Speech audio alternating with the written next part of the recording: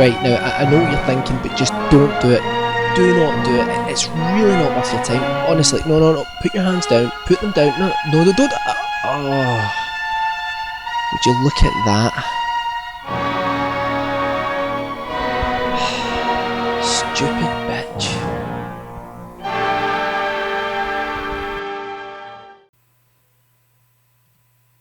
I was saddened to hear recently about the death of Corey Haim. Corey Haim was an actor who promised much, teased us with a few great performances, and unfortunately became embroiled in that all too familiar Hollywood story of drug addiction. Growing up in the 1980s, we were spoiled by the huge number of young, cool, and accomplished actors on TV and in film. As a kid, it was great to see people that were either a similar age to us or just a few years older having grand adventures on the silver screen. We could identify with them, we could imagine ourselves in the same situations, we wanted to be those characters. On top of this, others like myself felt that making a life as an actor or in the entertainment industry wasn't as elusive as the grown-ups would let us believe. For me, it was a time of the outlandish, of unbridled dreams, and a time to believe. Corey Haim was one of those actors that created those characters that inspired film goers, most specifically children and teenagers. He was an ever-present face in the picture book of 1980s pop culture. While he had a stint on television and gained critical acclaim for his performance in the 1986 film Lucas, there were 3 films Corey Haim made that left an indelible imprint on me growing up. And in honour of Corey Haim's passing, or more precisely in honour of his life, I'd like to talk briefly about each of those films. The first movie I remember seeing Corey Haim in was The Silver Bullet. Released in 1985 and written by Stephen King, The Silver Bullet took place in a small town plagued by a killer on the loose. While the town believes that these deaths are being caused by a vicious madman, Marty Kozlaw, a determined young kid unfortunately confined to a wheelchair, believes that in fact the town is being terrorised by a werewolf. Marty, played by Haim, attempts to hunt down this creature and prove that he is right to the townsfolk. This is an often forgotten film, and it was a pretty good werewolf movie, and they are few and far between. I'll be honest and say that it is a film I haven't seen in a very long time. Actually, I haven't seen it in, well, I'm showing my age, years, let's just leave it at that. But the memory has always stuck with me. I identified with Corey Haim's performance as a kid people wouldn't listen to, and it was another one of those 80s movies that combined horror and feel-good elements so well. This is one I'll definitely be rewatching soon.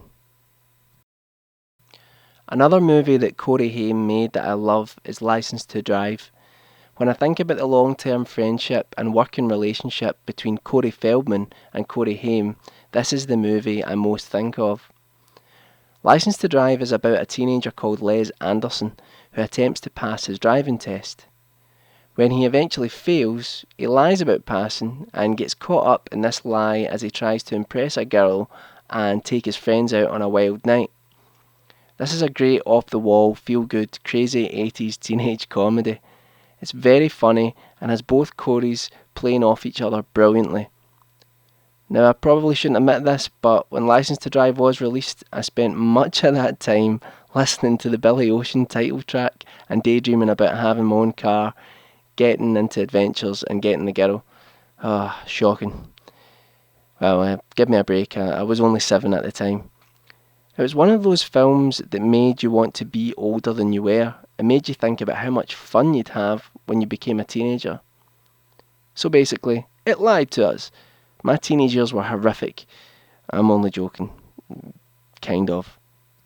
If you haven't seen this, it's definitely worth a watch, especially if you're a kid, a teenager, or you just want to relive those wacky 80s nostalgic days. The last film I'd like to talk about that Corey Haim made had a huge effect on me growing up. I think you can probably guess which one it is. The Lost Boys is a timeless classic. The story follows a mother and 2 of her sons as they move to a small coastal town in California. At first it might seem like this would be a usual fish out of water high school movie, but no, it's a funny, gory and exciting vampire flick.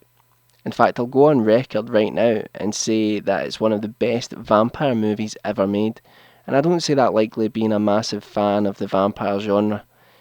You've got to love Christopher Lee. I'm such a geek.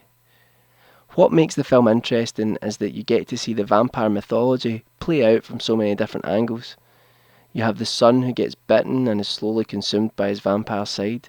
You have the brother who is the fish out of water and has to deal with the situation, knowing that he may have to kill his brother if he goes full vampire. You've got the two vampire hunters knee-deep in the mythology already and attempting to hunt them down, and even see things from the vampire's side themselves. I love the relationship between Corey Haim's character and the two Frog brothers. In fact, they've got a special place in my heart because as a kid, me and one of my friends dressed up as the Frog brothers for Halloween, and yeah, very sad, but quoting lines at each other and all that sort of stuff. That was fun.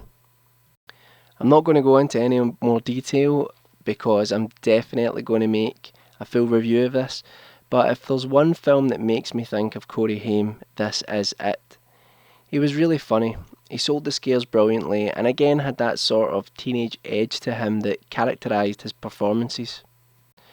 This is a must watch, and this combined with American Werewolf in London helped mould my opinion of comedy horror and how they can be done effectively, although both films take a very different approach. Thinking of these films, it makes me sad that Corey Haim is no longer with us. In recent years he seemed to be on the comeback, and I had watched and enjoyed the reality TV show himself and Corey Feldman had made about their friendship. Corey Haim was the type of actor you just hoped someone like Tarantino would get his hands on and relaunch his career. If you watch the two Corey series, he really comes across as a vibrant, funny, artistic, talented guy who had bags of charisma and a lot more to give to cinema. It seems sad that more people didn't give him another go at making more high quality movies, and it's another example of someone passing away and all the people who should have been there for him coming out of the woodwork far too late. It's yet another cautionary tale for kids in the entertainment industry and out of the entertainment industry about how easy it is to get caught up in drug addiction. Even if his death, as some argue, was not caused by drugs, the drug addiction certainly hindered his career. But as Corey Feldman recently said, he never harmed anyone but himself. And that seems to be people's thoughts, that he was a great guy with a real problem. But on a more positive note, that is not how he should be remembered. Corey Haim was a massive star in the 1980s and put in some great performances and some great work. He should be remembered for making millions of people smile and making millions of people look forward to and go to the movies. He connected with an audience, and he's one of these guys that just summed up an era. So go watch his films if you haven't. See what I mean and enjoy a very, very good actor at work. You'll be missed, Corey. Thanks for listening.